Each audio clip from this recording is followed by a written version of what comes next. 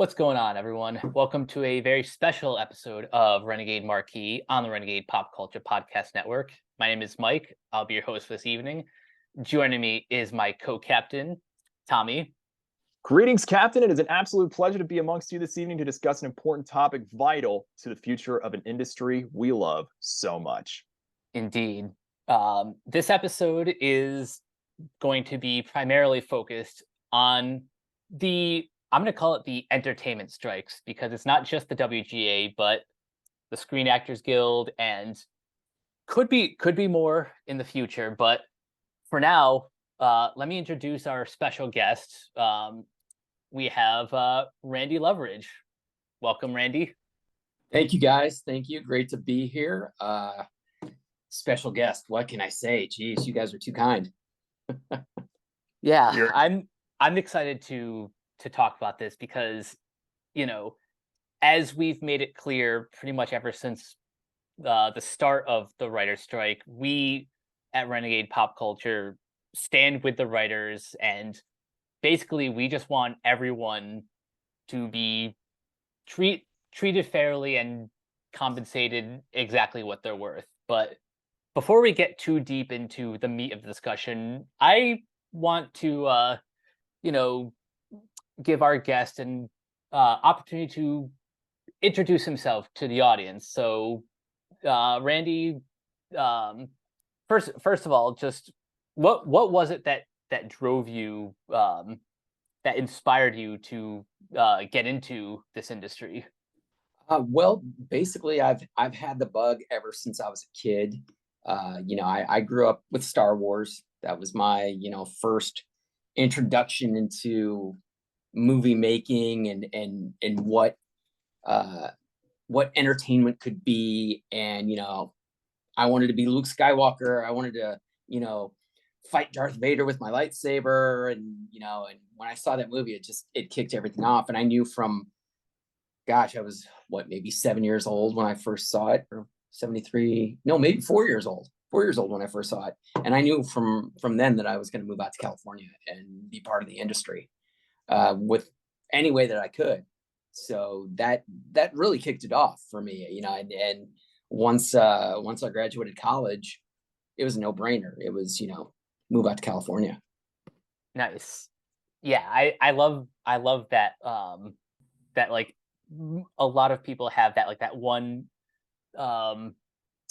nexus point that tells them this is where I'm meant to be. Yeah, I mean, for me, I loved performing as a kid. I was an only child until I was 14. So I played with the GI Joes, the Transformers, made up stories. I wrote plays that me and my cousins would perform in my grandmother's basement. My mom tells me constantly that I used to sing the Eagles' "Take It to the Limit" song at the top of my lungs as we were riding in the car. So the performance has always been in me, but it really didn't come out until probably college, because I was too shy to be an actor in high school. But I did act in college. I did I did about 6 plays in college. So that's when I got serious about things. So Nice. And what was it about writing that felt like the perfect fit? Well, the interesting thing about that was I didn't think much about writing professionally or seriously until college. I took an intro to creative writing course, and I was horrible in school. I'll just be honest with you guys. I was horrible. I skated by. I got the C's. I got a couple of B's. An A was way out there. But the creative writing class, I nailed. I just nailed it. It's the first time I ever got an A+ in a class. And the teacher loved my writing and was like, you should think about doing this professionally in some way. And so obviously I had my California dreams already planned in my head, and I knew that I was going out to California, and I thought, well, let's try and pursue a writing career in California, as well as an acting career. What is it about a guild? Like, what is it that they provide for writers? I think that's a good kind of foundation place to start this discussion. Well, a guild, just like any basic union, gives the member certain benefits, protections against being exploited, being underpaid, being taken advantage of by companies. The WGA is no different than IATSE or the UAW or any union out there that protects its workers from the company that they're working for. Just because there is an increase in the cost of living, just because there is companies who make more money, doesn't mean that those companies automatically pay for the adjustment in the cost of living or pay correctly because they've made more money. It's the guild does their best to make sure that those travesties don't happen, but they're under contract for a number of years. So as long as you're in a contract for, say, 3 or 4 years, the guild can't really do anything until the next contract comes up. You're pretty much stuck under the contract guidelines, even if the cost of living does go up, even if, the companies make $1 bazillion, you're still under that contract for that period of time. But the guilds get us there. The guilds fight to get us fair wages and get us what we deserve for what we offer. And the writers offer a lot, as you can probably tell by now. Yeah, I think it's pretty clear that without a screenplay, you basically don't have a movie or a TV show, because that is the foundation of what is shot on camera. Exactly. What's interesting from that perspective is I've worked in post for a number of years, and that's helped pay the bills, until that writing gig comes in and whatnot. But even when you have a script, even when you've had everything shot, when it comes down to post-production, we can take that script, we can take what has been shot, and we can actually change the story by editorial wise. The script doesn't necessarily change, but the order of the scenes may change, or cutting certain dialogue out can change a whole entire story. So, but without the screenplay to begin with, yes, there would be nothing to shoot, nothing to edit. So it does start the screenplay. I see. Now I do want to get a little bit more information on the previous strike, which I think was 2007, 2008. 2007, 2008, yeah. Were you in the guild at that time? No. I'm what you call the pre-WGA. I'm not in the guild, but I have worked on a number of shows. Unfortunately, I am like every other aspiring writer who's waiting for his shot.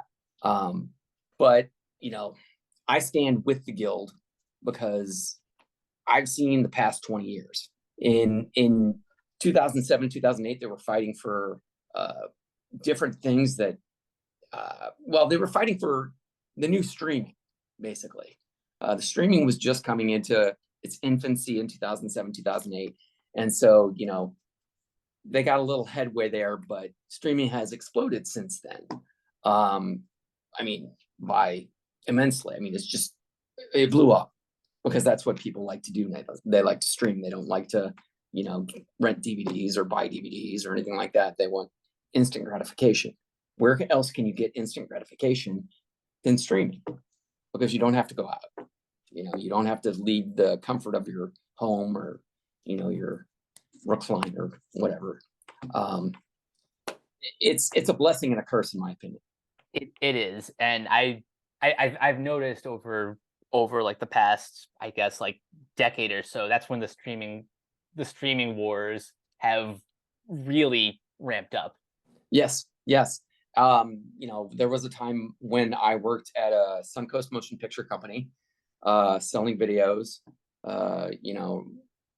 and that was great. People would come in, they'd buy their movies, buy their DVDs, their Blu-rays, physical media. Physical media is what is missing in our country these days. And it's gotten to the point where it's like vinyl. Yeah, I firmly believe that physical media is going to come back at some point in the future, as far as Blu-rays and 4Ks and stuff like that. But right now, it's kind of a dying breed. I mean, you hardly see anything at Best Buy anymore. But there was a time, where you had your Virgin Megastores, you had your Suncoast, you had your Blockbusters, and it was a great thing to go out on a weekend or a Friday night, spend a couple hours amongst people, renting a video, talking to your friends and gathering and stuff like that. And it's just something that unfortunately is not there. And to wrap that up into, the WGA and the strike that's going on, 20 years ago, you used to have 22 episodes for a full season of a show, and you don't have that anymore. And it's sad. It really, really is. Yeah, it is unfortunate. I think so far it seems like the only shows that like still kind of maintain that 22, 24 episode season is like a lot of like animated shows, but for networks like Disney or Cartoon Network, and even that is sort of going the way of the dodo. It truly is, and you're absolutely right. You'll get your 24 episodes or 22 episodes out of a Simpsons season for Fox. Dick Wolf and his Law and Order shows usually run around the 22 episode season. Dick Wolf, I think all of his Chicago Fire and Chicago PD and Chicago Med or whatever, I think they all have 22 episodes per season, but that's a network, that's NBC. I think CBS, some of their shows have 22 episodes as well. But with streaming, you've got 6 to 8 episodes, and you look at your Disney Plus, which has got the Star Wars and the Marvel series and whatnot. Those are between 6 and maybe 12 episodes. Yeah, the landscape has definitely changed, and maybe not quite for the better. Well, and in my opinion, it's not for the better, because over the length of a full 22 episode season, you can write so much more character driven stories. You can find out so much more about your characters, and you can begin to care about the characters, and you can begin to care about the stories and the storylines and where this is going. With 6 to 8 to 12 episodes, 12 is pretty good. 12 is pretty good, but like 6 to 8 episodes, you have to pack a lot into each of those episodes. And, sometimes it's not enough time. Sometimes it's not even, rewarding by the time you get to episode 6. You're like, oh, I was just getting into this show. It was just getting good, and now it's over. And, sometimes you don't know if you're going to get a second season. It all depends on the viewership of the show. That's the frustrating part, where like a recent example of this is Disney and Lucasfilm's Willow, which you can no longer find on Disney Plus. Nope. And that is a tragedy, because number one, it was a good show. Very good show. Number two, the people that created it was on Disney Plus for what, 6 months, maybe? At most. Yeah, at most. And so, again, residuals for those people, non-existent. Residuals for the writers and for the actors, non-existent. All the people that put in that hard work for a great show like that, and Disney just takes it off the streaming service. And, maybe if they'd said, oh, we're going to take it off, we're going to put it on Blu-ray or something like that, that might have helped a little bit, but it's a travesty that they did that. It really is. And it makes me angry, actually. I won't show it right now, but it really, it bothers me. It's deservingly so. I mean, with so much wonderful shows on a streaming platform, and you were talking earlier about the importance of physical media, just like looking online. I mean, obviously, people can fan make or like customize shows on Netflix. Like I was just scrolling on eBay. Someone had a box set of Fear Street on VHS for $400, but and it's things like that that could really go for it if someone decided, let's just do a test run, see how it happens, and then go from there. But well, the funny thing is while they may not see it, there is a market for it. Yeah, there's a definite market for hard media, for physical media. All you have to do is go to kind of the websites of like deepdiscount.com, where you can get a ton of old movies on Blu-ray, on DVD. I mean, you could search Amazon even and type in your favorite movie, and more than likely it's gonna pop up on DVD somewhere, Blu-ray on somewhere, and you can order it. But why can't you walk into a physical store like Best Buy or Target or Walmart and pick that copy up instead of waiting 2 or 3 days for it to be delivered to you? It's just sad. It's just sad. There's a market for it, and if people are looking on eBay for old stuff like that, that just tells you there's a market for it. People will pay. People will pay for it. So that's right. You create it, they will come.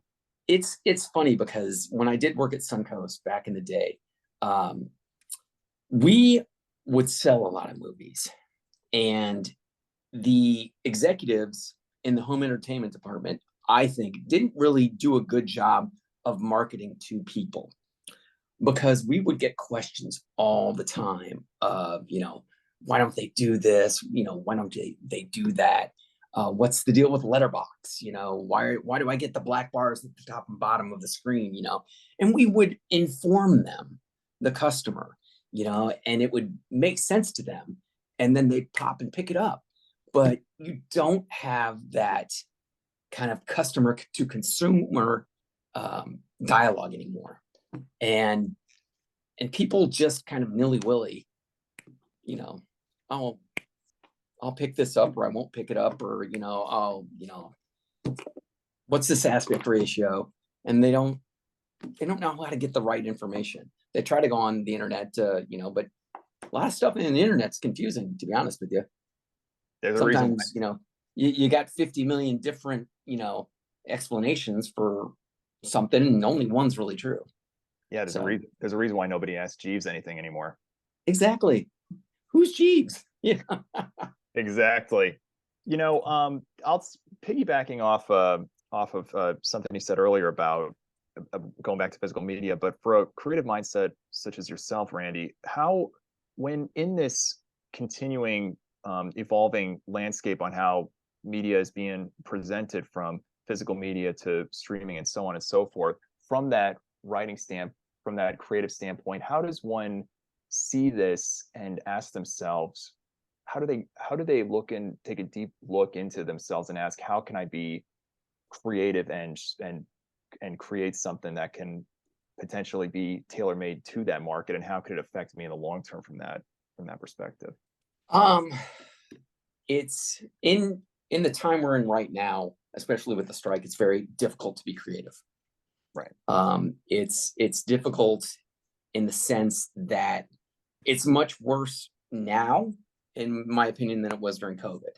Because COVID, you had a lockdown and you really couldn't do anything, and you were kind of forced to be creative because you really didn't have anything else to do. Excuse me. Right now, with the strike going on, you want to be creative, but the powers that be are sucking the creativeness out of you, because you do go out and picket, and you do hold the signs, and you walk, and you come back after 4 or 5 hours of being out in the hot sun, and you don't want to, you want to rest, you want to relax, you want to take it all in. It's tough to, sit down in front of a computer and get a creative juices flowing and get that idea down on paper or on the or on the computer screen. But and I'm guilty of this because I've written not a lot during the strike, which is bad because I need to write more. Because once the strike is over, they're going to be looking for material. But I'm almost done with my pilot, so I do feel good. But yeah, it's very difficult, and you hope that what you do create, especially when the strike is over, will, number one, sell, number two, be successful and get made, and number three, entertain somebody. I think that's the biggest thing when I sit down and write something is, will this entertain somebody else? They say write what you know and write what you want to see. And that's a good idea.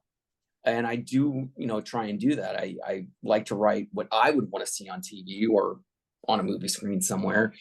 But then I have to also ask myself, is this going to entertain someone else? And I'm not trying to pander to, the internet folks out there who, want their Marvel a certain way or want their Star Wars characters to go a certain way. But when I write something, I want it to be exciting, and I want it to be like, oh, this was really cool. I want to see what happens next. I want to go on that next adventure, that episode 2, and so on. Or, God, this movie was great. Where are these characters going to go? It's tough because a lot of the stuff that the studios are buying aren't necessarily original ideas. They go off what makes them money. What makes them money? IP. IP makes the studios money. And it's unfortunate because you can see in the past, I would say, year or so, how Marvel's IP has kind of fallen off. People will still go and see a Marvel movie and will make some decent money. But if you look at Ant-Man and the Quantumania, oh yeah, it was a decent movie, but it didn't do that well at all as far as, making a lot of money like even the sequel or the first Ant-Man did. If you look at Secret Invasion on Disney Plus, in my opinion, that series was horrible. They're relying on IP, and if you want to rely on IP, make sure it is good. Make sure the movie or the TV series that you're making is good. Don't squander the goodwill that you have with your fans, because the fans will come back and bite you in the ass, and they will tell you, we did not like Secret Invasion. We did not like Ant-Man, and so I think maybe that they got the hint a little bit because Marvel has kind of held back a little bit from their next phase, and they've kind of brought the TV series down a little bit because they were kicking them out like crazy. Yeah, I was gonna say, do you think perhaps one of the reasons for a decline in quality is the increase in turnaround time? Like ever since they launched Disney Plus in, I think, 2019, there has been just, aside from the break in production because of COVID, there has been just a barrage of, and I really hate to use this term, but content. Mm-hmm.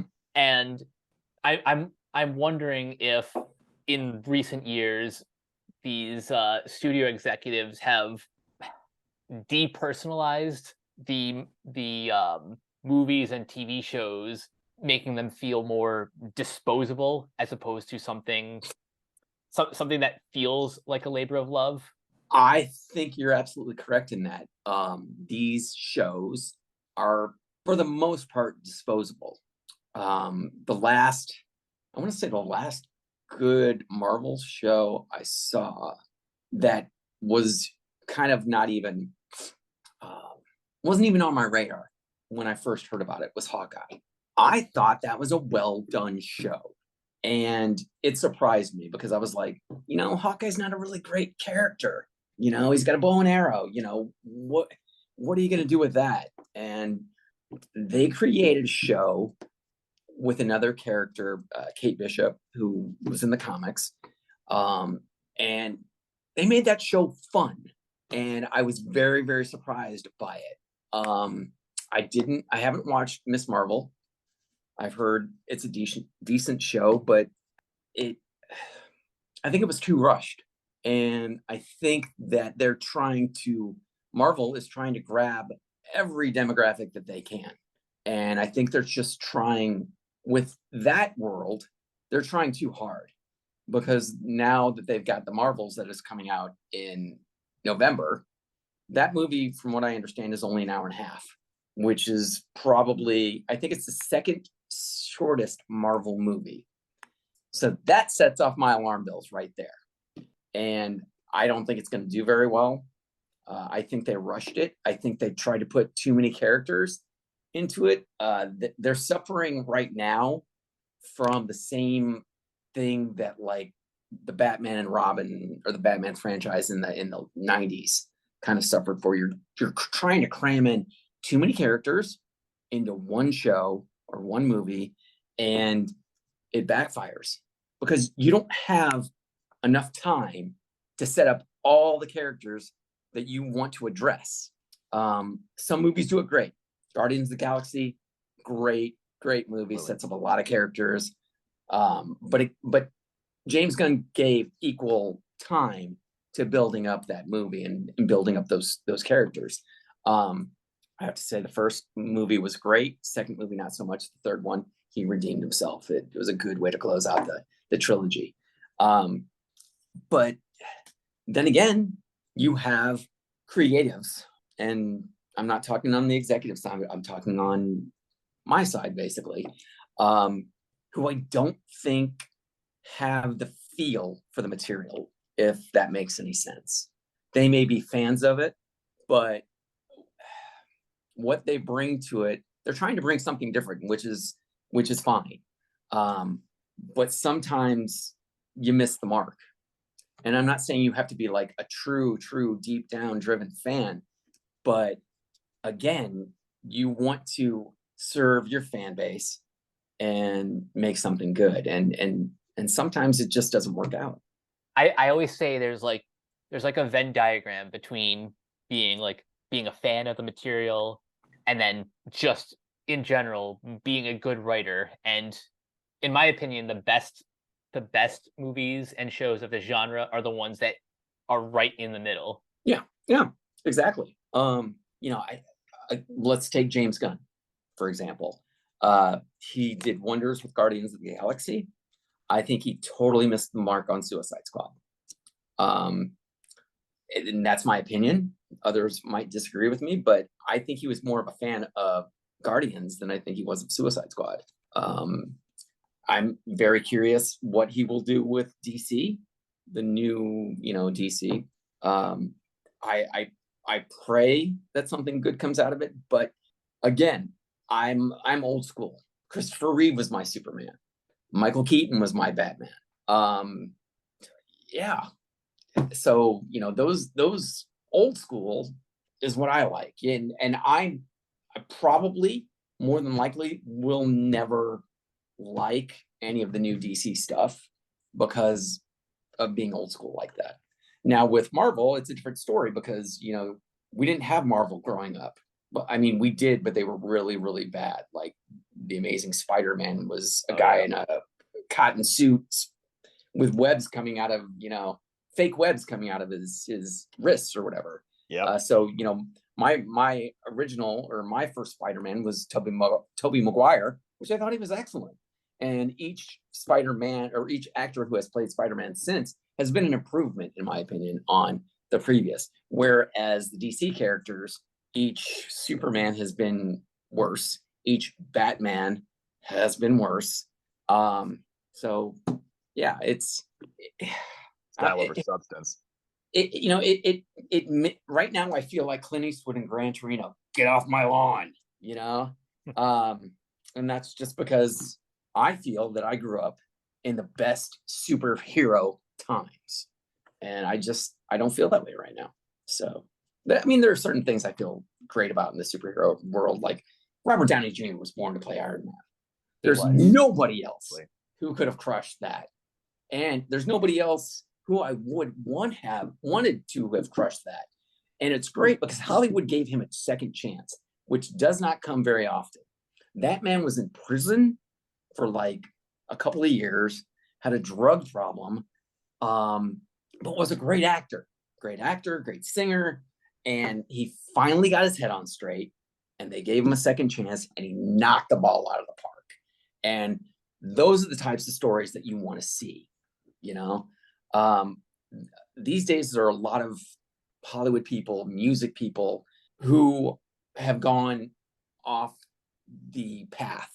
I would love to give them a second chance. The thing of it is Robert Downey Jr. put in the work. Yeah. And the people these days who have gone off the path don't want to put in the work to come back.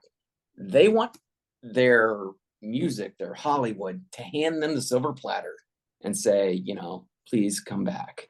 They don't want to put in the work though. And I think that's what's missing across the board. The studios don't want to put in the work. They just want to see the money. Mm-hmm. You know, right? They just want to go, oh, here, we'll give you this little thing. Go off and write and make us more money. Well, no, pay us what we're worth, because we create your content and we make you that money.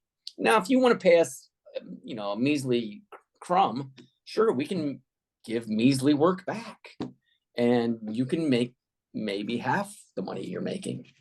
You know, it's a slippery slope either way you look at it.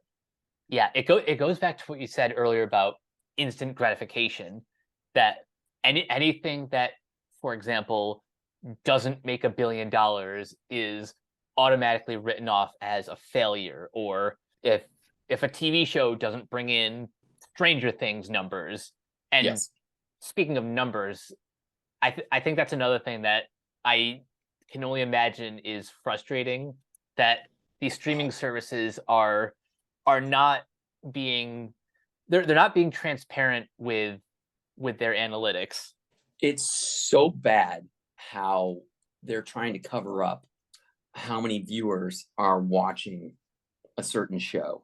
Now, sometimes in the case of Suits, things like that will slip out, you know, into Deadline or Variety or Hollywood Reporter, where Suits was just watched by you know, or 1 billion minutes or whatever, or by however many viewers. That is insane. And, you know, it's like their top show for 3 weeks straight or whatever the case may be.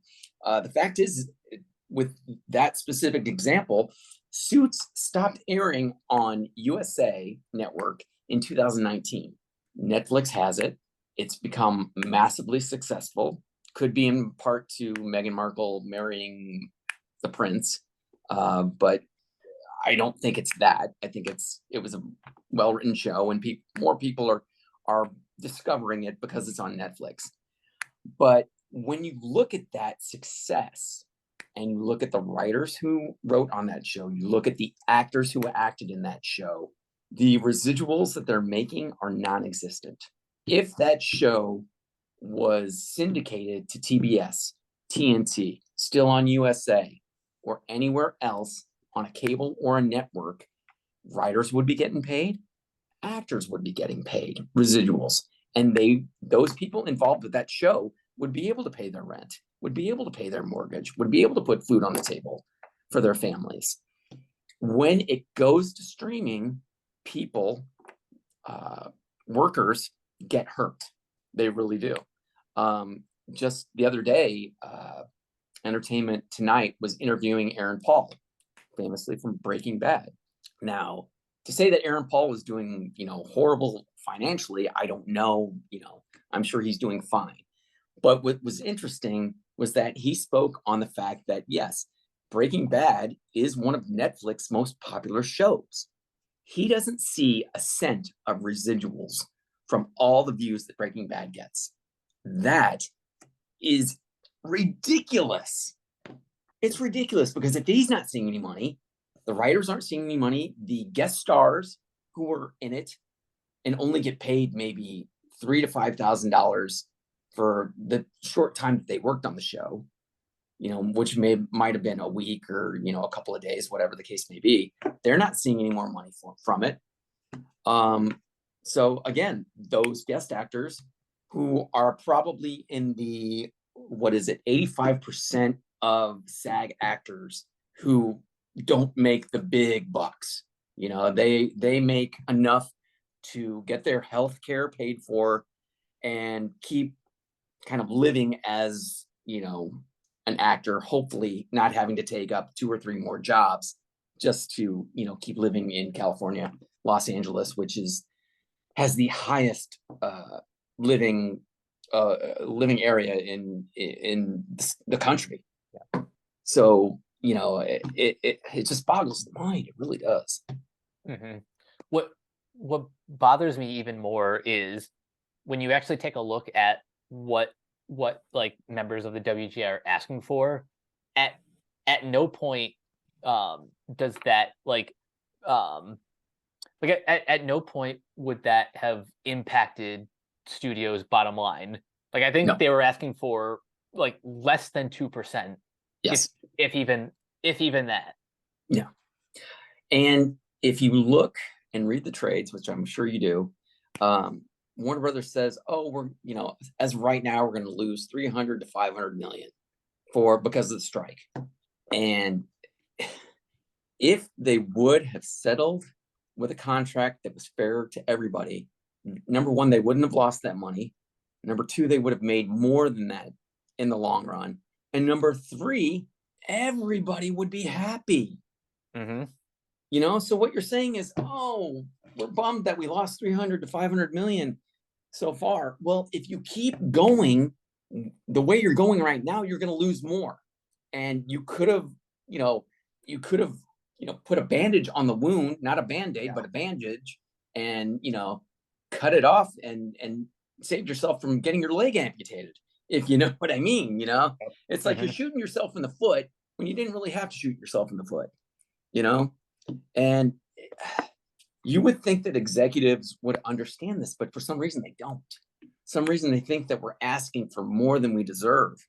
The people who are asking for more than they deserve are the top executives themselves.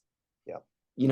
They're the only, well, I shouldn't say only, but because there are a number of companies out there where the company will pay their CEO a huge bonus for saving them money when they're already making an extremely exorbitant sum of money just for their salary.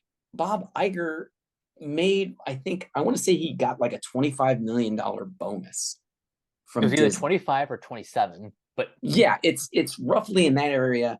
And the man makes, I think, $250 million a year, or in the life of his contract, or whatever the case may be.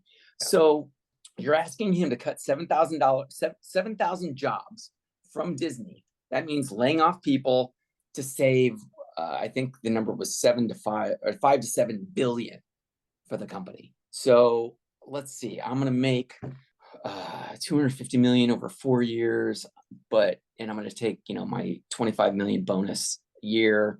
I'm going to cut people's jobs and put people out of work. And you see how ridiculous and mind-boggling that is. Don't even get me started about, how let's give the 25 million bonus to teachers across the country who, need a more than better living wage to teach our children. Again, the priorities are screwed up, and it doesn't have to be this way. It really, really doesn't. I wish I could tell you how we could get to a better place. But I don't know what I don't know what it takes. I know that major stars these days don't get the pay that they once got. If you look at Schwarzenegger, he's no longer making 30 to 40 million for a film like he used to back in his heyday. You know, Jim Carrey no longer makes $20 to $30 million a film. Stallone no longer gets that type of money for his films. Not to say that, you know, those movies don't pull in money. I mean, they kind of do, depending on how the studios want to look at a successful film. But the big payday for actors doesn't really happen anymore. They may get, you know, 15, 20 million, or they may get the back end. Your Tom Cruise, yes, he commands his 30 million up front, whatever the case may be, but he also gets a back end, so he ends up making like 100 million. So it still happens, but if you look at the number of big time actors who used to get the big paydays back in the 80s and the 90s, they're no longer getting that. However, the studio executives are still getting their big paydays for quote unquote saving the company. Bob Iger has more money than God. He didn't need to come back and save Disney. While David Zaslav for Warner Brothers, I weep for Warner Brothers. Warner Brothers is one of my favorite studios. I loved working at that studio, and I have this feeling he's going to run that studio into the ground. And it's sad because, I mean, he laid off a lot of people because of Discovery and Warner Brothers merging in order to save money. Again, you know, Wall Street. We have to cater to Wall Street. We want to make sure, you know, the numbers come in so that all of our investors in Wall Street are happy and stuff like that. Well, let's think about the working man. Let's think about our customers who, you know, they work their 9-to-5 jobs. They work 60 to 80 hours a week trying to provide for their families. How about we think about those people for a change? You know, again, going back to the 80s, greed is good. Sometimes greed is not good. Sometimes doing what's best for each other is a lot better for humanity as a whole. And I don't mean to get too philosophical, but it comes back around to, you know, to the strike and for actors and for writers who are asking for a livable wage, because the cost of living is skyrocketing, not only in California, but everywhere. Mm-hmm. Even in my hometown of Peoria, you know, it's definitely cheaper to live there than it is in Los Angeles. But let's be honest, you know, prices are going up everywhere. It's you know, to say that you can buy a house for under $100,000 anymore. I mean, you can in some certain areas, but it's not as prevalent as it used to be. Let's just put it that way. Almost non-existent. Exactly. Yeah. And you know, for SAG-AFTRA, one of the most ridiculous things I heard coming out of their negotiations with the AMPTP is regarding the use of AI. Yes. They wanted to be able. Now, I've worked as a background actor on numerous shows, most famously WandaVision. I am in the first frame, I think it's of the second or third episode, as the ice cream man. I'm delivering ice cream to Wanda and Vision. And great work that was. Thank you. Oh, yes. Thank you. You're welcome. Appreciate that. But going back to AI, what the studios want to be able to do is say, well, we'll pay you for a half a day where we can scan your body and use your likeness in a show in perpetuity. It's nuts. They don't even want to pay you a full. They don't even want to pay you a full day. They want to pay you half a day's wage, and then say, "Screw you. We're not going to pay you anything else for your likeness for the rest of time." It goes back to what I said about the depersonalization of arts and entertainment. They're essentially taking the art away from art. Yes. And here's the crazy thing. You want to know what started this all? Music companies have screwed over bands in the past 10 to 15 years by going to streaming. They've cut off radio play for pretty much, unless you're a big artist, you're not getting any play on radio. You're just not. When's the last time you heard of a new artist really exploding on the radio? You know, unless you're like Taylor Swift. You know, she makes the big money, but all the bands that are coming up, all the bands that want to be, you know, the next Rolling Stones, the next Beatles, the next Springsteen, whatever the case may be, where are these bands, these groups. You can't find them unless for, some strange reason, they get a chance on American Idol. And even that's another thing for another show, because in my opinion, American Idol has dumbed down society so much that everybody wants their 15 minutes of fame and everybody wants to be an artist. And that's great. If you have a dream to be an artist, go chase it, but not everybody is meant to be an artist. Not everybody's meant to be a singer. Not everybody's meant to be an actor. Not everybody's meant to be a writer. I don't want to say it's something that you're born with, because you can learn to write, you can learn to act, but our society has put so much emphasis on being famous that it's really hurting other vocations. When's the last time you heard somebody say, I want to be a welder, or I want to be an auto mechanic, or I want to, do something, build tractors, for Caterpillar or John Deere. You just don't hear about that anymore. You hear, oh, I want to be the next Taylor Swift. I want to be, the next, who's Ezra Miller. That's a horrible, a horrible example, but you know what I mean. Everybody wants their 15 minutes of fame, and Of course. and it's a slippery slope that we're going down, because we need teachers, we need trade workers, we need plumbers, we need infrastructure workers, people to work on bridges and everything like that. And it's hard to find those people to do that type of stuff these days. Would you say that social media, particularly like YouTube and TikTok, has sort of led to, I guess, a decline in the like blue collar kind of trade work? Oh yeah. You'll find a teenager more apt to spend their time creating TikTok videos or creating content for YouTube which is sometimes a waste of time, because it's very rare that the content that they create will be successful. You will have your was it Jake Logan? Yeah, Jake and Logan Paul, the Paul brothers. Jake and Logan Paul, yeah. Yep. Made a ton of content, became very successful.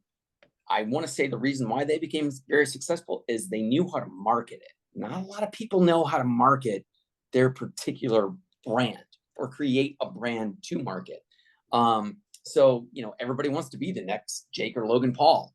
So they'll spend countless hours on TikTok or YouTube filming something, creating content, instead of spending their time learning about something that can give them a long career in the future, give them, in a sense, happiness. Because I'll be honest with you, making a ton of money is not going to make you happy by any stretch of the imagination. I recently moved into a house, a 2-bedroom, 1-bathroom house in March. And even though I'm on strike and not making any money, it's the happiest I've been in a long time. And, I'm struggling to get by, just like everybody else right now is, because of the strike. But I know that the career path that I'm on and that I've been on for the past 20 years makes me happy. I don't make $500,000 a year. I don't even make anywhere near that. And would I love to? Sure. I mean, if someone's going to pay me, a bunch of money to write a show and to be the creative in charge of, stuff like that, that'd be a dream come true. But money isn't always the answer. It's being paid what you're worth and being able to make other people happy, in my opinion. So as far as, from that writer's mentality and with these times of uncertainty, Randy, the one thing that I like to think about as far as from any walk of life is like moving forward and staying grounded and knowing one's value. How does in these crazy times or overall, like, how does someone like yourself really, what do they think about is and reminding themselves to remain grounded in moving forward in the case of one's value? I hope that makes sense. Yeah, no, it does. First things first, you need to surround yourself with a good group of friends. You need to surround yourself with good people, people that, number one, support you. Number two, will be there during those tough times, especially during a strike. Friends, family, and that's tough too, because some people don't have a great family life, or some people people who are introverted, especially during the strike, find it very hard to reach out and ask for help. So, and if you're that type of person, please reach out to anybody, somebody, whether it's the hotlines that you hear so much about, because mental health, especially with the strike, is a big thing. A lot of people, not only writers and actors, but below the line workers, anybody, caterers who, provide food for the sets, your assistants who answer the phones, all these people are being affected by the strike, and they need friends and family or people to check in on them, make sure that they're doing okay. And so that's where the values come in. You have to care, and you have to not only take care of yourself, but reach out and take care of other people. And I recently have come back into my Catholic faith and have started going to church again, which has helped a lot. Trust me, there are definitely times when it's difficult to have faith, especially with all the stuff that is going on in the world, not just the strike, war in Ukraine, natural disasters in Hawaii and Morocco with the earthquake just yesterday. It's very difficult to keep that faith in God or with any religious figure or whoever you pray to or whatever. But when it comes right down to it, you got to keep moving forward. You got to keep your eye on the ball, as they say. And it's tough, but you wake up the next morning, at least I do. I say, thank you, God, for, another day. Give me the strength to get through this. I know it's not easy. I know you're going to be walking there beside me. And I put my faith in that. And yeah, I hope that people can do that, because the way I look at it is, tomorrow, by the grace of God, I'm going to wake up, the sun's going to shine, or it's going to be a cloudy day, whatever the case may be, but life is going to go on. And I'm not going to wallow in self-pity because there's a strike going on. I'm not going to wallow in self-pity because, I may have a problem in my own life, whether it be, a fight with a friend or family member or something. No, I'm going to keep going. I'm going to keep pushing because there's so much left in my life that I want to do. And no matter what obstacle is put before me, it'll only be there for a little bit, because I'm going to push my way past that obstacle. I'm going to find my way around it. I'm going to knock the walls down. I'm going to open that door, and there'll be another obstacle. There'll be another thing that'll get in my way. But if I don't have that faith in God or that faith in myself, then yeah, I might as well call it quits. So I guess what I'm trying to say is, no matter how tough it is, don't give up. Don't give up. Keep pushing, because eventually, and I firmly believe this, eventually you'll break through. You'll get to where you need to go. I've been trying to be a paid writer or a produced writer for over 20 years. And, there are people that make it overnight. There are people who make it halfway, through. There are people who don't make it until they're, 80 years old, but here's the difference. Those people kept going. I remember when I was living with a roommate of mine, I want to say about 10 or 15 years ago now. He would tell me stories about how his friends had come out to Los Angeles and they were pursuing whatever dream that they wanted to be, whether it be an actor, writer, singer, director. And he would tell me that, yeah, after a year, they gave up and they moved home. And he would always say, you know, wow, you've been out here however long and you're still going. And number one, I'm proud of you. And number two, you've got, you know, way more chutzpah than they did for sticking it out so long. And you know, I've had my share of ups and downs in Hollywood, but I haven't made my goal yet. I've come close, come very, very close. But I'm not there yet. And even when I get there, I'm not going to stop. I'm going to keep going. And I'm not going to say that like I'm going to surpass my goal. But no, when I reach my goal, I want to continue in that goal, but I also want to help other people achieve their goals.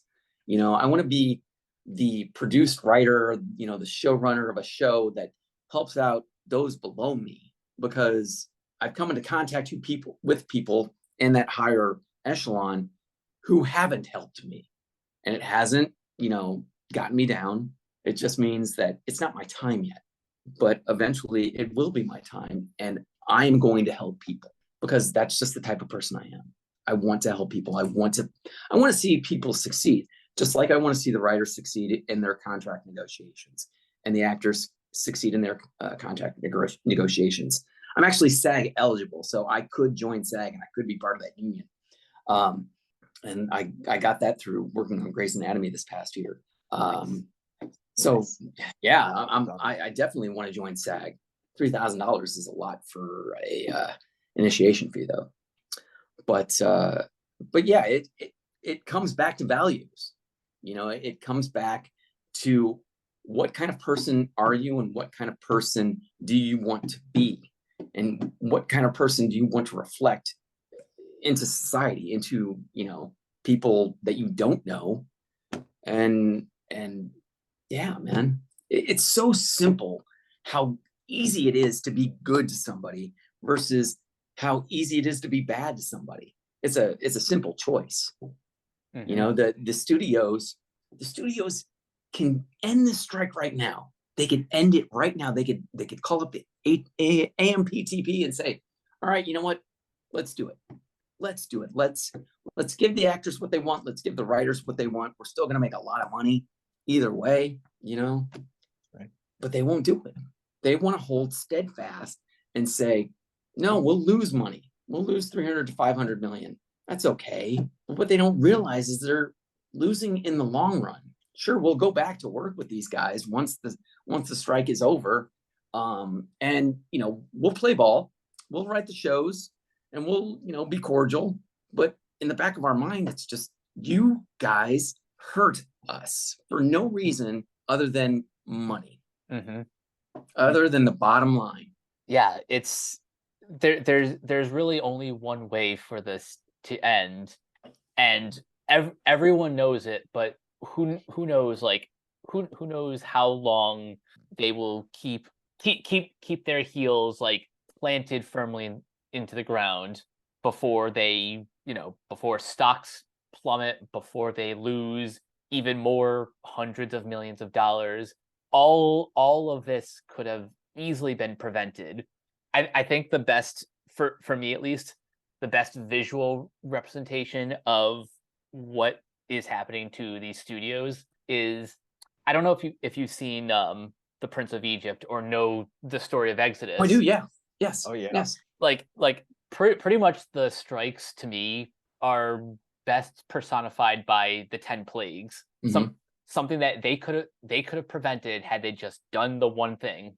Yeah. Yeah. When it comes right down to it, we're not asking that much from them, from their profits. I mean, you can go on Variety, you can go on, and you know, Deadline, whatever. There's articles about it that tells you what they're asking for versus the profit that the companies have made and how small of a fraction of a percentage it is. And when it comes right down to it, you know, they're losing money. And how can you go to your investors who have already asked you to cut billions of dollars and say, oh, well, yeah, we did that, but we're still losing money. It's like they're bleeding out right now, and they don't want to stop the bleeding when they can stop the bleeding. And I hope it doesn't go on for much longer, because it's really hurting good people in Los Angeles who are losing their homes. It's funny, I wrote this on Twitter the other day, that I have seen a lot of my friends in Los Angeles post things on Facebook that they're selling, and I'd never seen this before.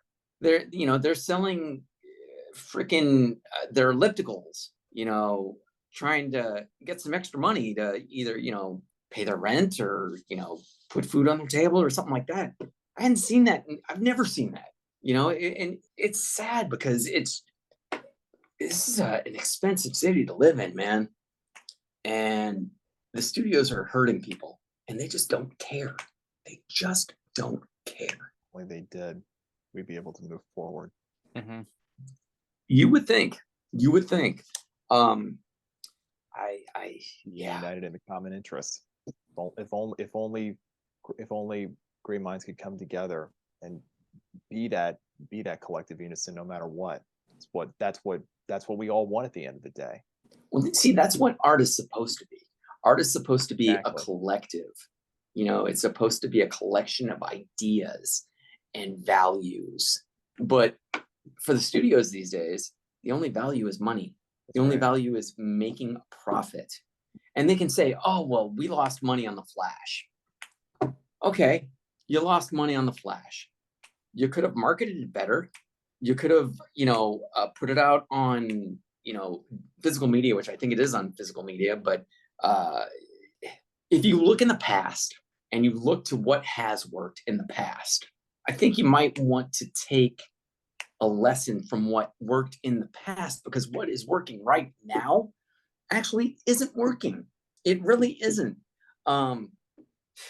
This is so old school, but it's funny. So when Raiders of the Lost Ark came out in 1981, that movie played in theaters for over a year. I think it was even close to almost like a year and a half. Today, movies are gone in a matter of weeks. If it doesn't make the money, they pull it from the theaters. And even if a movie makes billions of dollars, like Barbie will still be in the theaters for probably maybe another month and a half. But when is the last time you can honestly say that you saw a movie in a theater 6 to 8 months from when it was released? It's rare. No, it doesn't happen anymore. And again, going back into television, ER at the height of its success pulled in 30 million viewers on a Thursday night. 30 million viewers. It was like I think the ratings was in like maybe the 20s, and you don't see that anymore. You don't see a show have that many viewers in one evening anymore, because we've got so many other things that people can do. People can go YouTube, people can TikTok. It was great in the old days, because when you saw an episode, next day you went in the office and you talked about it with other people. That's why they called it water cooler television. Yep. You gathered around the water cooler and you talked about the night's previous show. Now, let's just drop everything in one day. Streaming. Yeah, you can have a streaming party. You can stay up late and watch the show and be tired the next day. But hey, maybe your friend hasn't seen that show, so are you really talking about it? No, you're kind of, or if you are, you're spoiler alert, you just ruined the whole entire thing, so now I don't want to see it because you just spoiled it for me. So in returning to your question, has social media killed things? Yeah, social media has. Everybody has their own opinion now these days, whether it be good or bad. People can get canceled these days for saying the wrong thing, for something that was innocuous. They didn't mean what they said. It just was a passing thing. It's not the person that they normally are. And you wouldn't even know the person that they normally are, because you don't even know them at all. You haven't been around them in certain situations. And people say, well, if they said it, there must be some sort of truth to what they said. How do you know? Maybe they were just, again, locker room talk, which is, again, a whole thing that we can't even, say anymore. We can't joke around with people anymore. People don't have the skin, the rhino skin, to a Tom Petty song, to take things and just brush them off. It's a big deal now if you say something to somebody or if you offend somebody. People are weak. They're so frail, Everyone is turned into glass houses. Yes. Here's a perfect example. So Spain won, this women's Spain team won the cup. Yep. And during the celebrations, what the leader gave a kiss to the one player. Yeah. Now this is a whole big thing, which, in my personal opinion, he didn't mean anything by that kiss. It was celebratory. It wasn't like he was trying to assault her. People get caught up in the moment in more random things than that. It was not meant to be harassing. It was not meant to be an assault. It was meant to be, congratulations, I kissed you on the lips, and that's it. Drop it. It was a momentary thing, but now, the coach got fired. The guy who kissed the athlete has been suspended. The woman who got kissed is bringing an assault charge. Okay, maybe she didn't want to kiss on the lips. Maybe, it was, uncalled for. Sure, if it was uncalled for, it was uncalled for, and fine, drop it. Move on with your life. Really move. There are so many more important things than, getting a kiss from a guy after you win the World Cup. Now, if he felt her up, if he reached for her private parts or something like that, now you gotta, come on. But a small peck on the cheek, or not cheek, but a small peck on the lips, and you want to blow it into this big, humongous thing like he assaulted you? Come on, guys. Come on. Our priorities are out of whack. They really are. And who knows, maybe someone will listen to this podcast and I'll be canceled because I'm voicing an opinion. But it's an opinion. If you don't like my opinion, change the channel. And that's the great thing about TV, movies, music. If you don't like it, don't watch it, don't listen to it, don't purchase it. You have a choice. Everybody has a choice. But everybody right now in these days is like, well, I'm going to listen to that, and I'm going to hear that, and it offends me. So I think I should fight back against that. Why? Why are you trying to make a mountain out of a molehill? Because they want fame. They want to be the person, I canceled so-and-so, unless you have done something truly despicable, like your Harvey Weinstein, or your Danny Masterson, who just got 30 years to life for raping 2 women. Come on. Those are the things we should be worrying about, not, the executive of the Spain soccer committee kissed me on the lips after we, because we won the World Cup or whatever. Bringing us back to the strikes.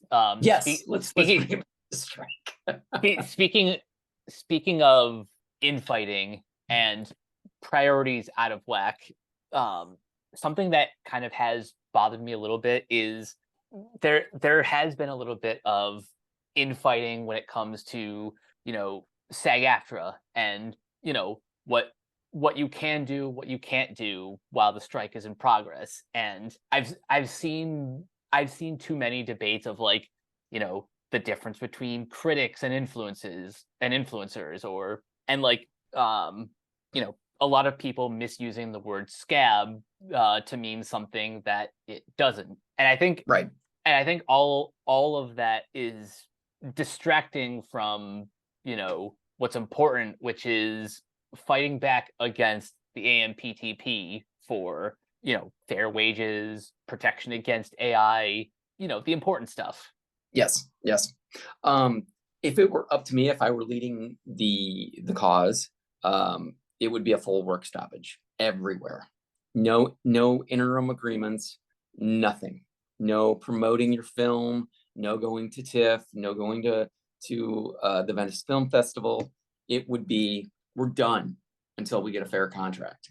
And the reason I believe in that is because, granted, I want people to work, obviously, but it doesn't show, in my opinion, solidarity. If you let your actors or filmmakers keep making content at this point for, even if it's for, independent producers, because at the end of the strike, you're going to sell that to somebody, and you're either going to sell it to a studio or you're going to sell it to a streamer. And so they are going to reap the benefits of what you've worked on during the strike.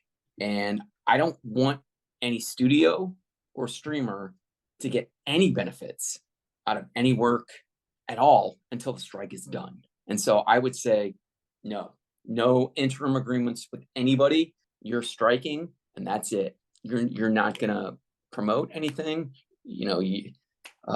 and I don't think that the people who are working now are scabs, because they're working under the interim agreement, but it doesn't reflect kindly, in my opinion. The people who do not promote their stuff, like some actors went to TIFF and had their movies shown there and whatnot. Anna Kendrick had her directorial debut there. She did not go out and hit the talks or hit the interview circuits, and that makes me happy because she's standing in solidarity, and that shows a real commitment, and I respect that. And that had to be tough because not only I think does she act in it, but she's also the director. Yep. So this is her directorial debut, and yeah, it's your directorial debut. So yeah, that's where I stand on that. So as we sort of wrap this up, any closing thoughts from anyone here? I'm actually having a good time. You guys are awesome. I could go on talking for another hour, but hopefully I haven't said anything to offend anybody. I personally don't think so. I think this has been a pretty kosher conversation overall. Tommy, would you agree with that? Yep, absolutely. We have an open door policy here at Renegade Marquee, Randy. So doors open for you to come back anytime you'd like. Tom's like, I can't believe I'm related to that guy. Oh man. I know, right? The only reason I like him is because he's a Notre Dame fan, and that's about it. That's right. Yep. Coming from the same cloth, and the power of faith, and Die Superior, where faith is everything. Talking about earlier. That's right. Exactly. Yeah. It's nuts. That Suncoast Video, is that the one in Northwoods Mall? I didn't work at that one. I worked, but yeah, it's the same company. Yep. Yeah, I worked for them when I first moved out here to California, and Nice. I actually became an assistant manager of one before I really started working in Hollywood. Nice. And I mean, it's retail. That's right. It paid the bills. While I was in my infancy of trying to make it out here. But I mean, I've worked on a number of shows over my 20-year career so far that have been great to work on, that that have taught me a lot. I got to work with Tom Hanks on Greyhound a couple of years ago, which was an amazing experience. I've obviously acting in WandaVision, another great experience. So to say, I've been successful, but I'm still working towards it. I'm still working towards that ultimate goal of writing for television. And so, I stand out there with my brothers and sisters of the WGA, and I walk that picket line because they are fighting for me, and not only for themselves, but for me and for other people who want to write and who want to be a part of the WGA. They're fighting for those fair wages for those people. And it's very commendable because the salary for a writer has dropped in the past 10 years by 14%. Wow. 14%. That's a lot.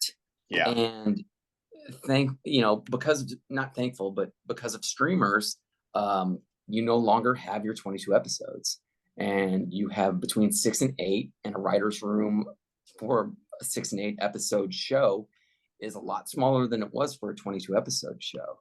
Yeah, So they that call means them mini rooms now. mini rooms, exactly. So that means, you maybe have one staff writer, maybe an executive story editor, and the rest are filled with, your producers, consultants, and EPs.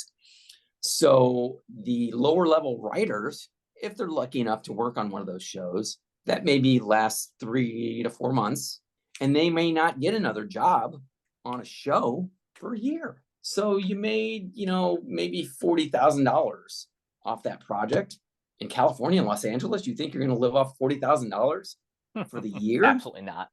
Not even No. close. But, 14, 15 years ago, when the shows were big, you could start at the bottom as a writer. And if you got on a show that was 22 episodes and lasted for a couple of seasons, you could rise up through the ranks, become a co-EP, become an executive producer, possibly even a showrunner. But now, where's the new showrunner going to come from if all we're looking at is 6 to 8 episodes and the show gets, maybe 2 seasons, if that? Where are the new people? How are they gonna, number one, have a lasting career in writing, but how are they gonna move up the ladder? It's kind of the same thing for me in post. I've been in post for over 20 years, and I'm on the cusp of becoming an associate producer, which I can start earning some good money at that point. Which, mind you, people in post, except for editors and assistants, are not part of a union. So we are freelance workers, basically making the money that the studios want to give us versus having a union fighting for us to make a decent living wage. So I totally understand where the writers are coming from as far as they say that it's become a gig economy for them because it really has. But I've been living from gig to gig ever since I've been out here. So I totally understand what they're fighting for. And I'll be right there with them. Indeed. The last thing I have to say before we wrap this up is at the end of the day, I want everyone to be treated fairly, whether that's, with compensation that's fair, or treated with respect and empathy and all of that. And I'm glad we had to have this conversation. This was both fun and enlightening. Well, thank you. No, I want the same thing for people to be treated fairly. They deserve it. Number one, because writing is not easy by any stretch of the imagination.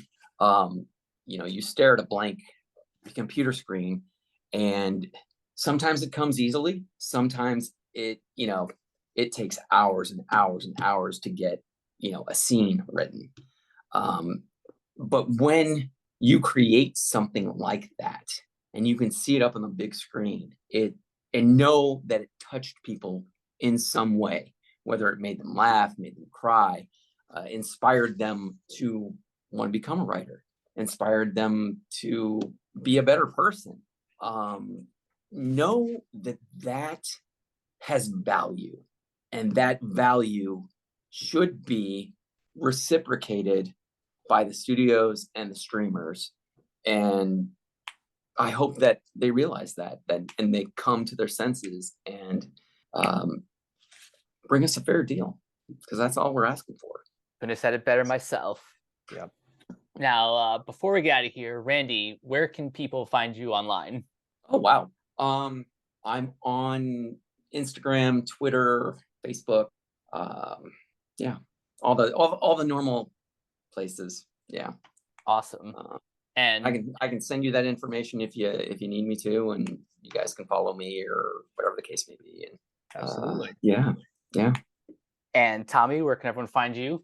You can follow me on X, aka the website formerly known as Twitter, at T_Hughes35, YouTube, Instagram, Letterboxd, Snapchat, Linktree at the T-Money35. Be sure to follow me on my second Instagram dedicated to cooking, at Cooking with T-Money. And be sure to check out faceofhorror.org/2023/Thomas-Hughes and vote for yours truly to become Rue Morgue Magazine's next Face of Horror. 1 vote per day helps get me past the first to die round, and you can also donate in the name of multiple votes, with proceeds benefiting the Andrew McDonough B+ Foundation, which is the largest provider of financial assistance to families in the fight against childhood cancer. Please donate. Think of those kids. It's for a good cause. And apologies to Matt Donato, we ran out of time. And you guys can find me on various social media at Captain K42. You can check out my quick thoughts on letterboxd.com/Coach K42. And you can follow Renegade Pop Culture on Facebook and the social media network formerly known as Twitter at Ren Pop Culture. You can also find us on YouTube, on Podchaser, subscribe to our Patreon at patreon.com/Renegade Pop Culture. Listen to all of our podcasts on Spotify, Apple Podcasts, wherever you listen. And last but not least, everything can be found at renegadepopculture.com. You need to escape, so do we. That'll do it for this episode of Renegade Marquee. We will catch you guys later. Peace out.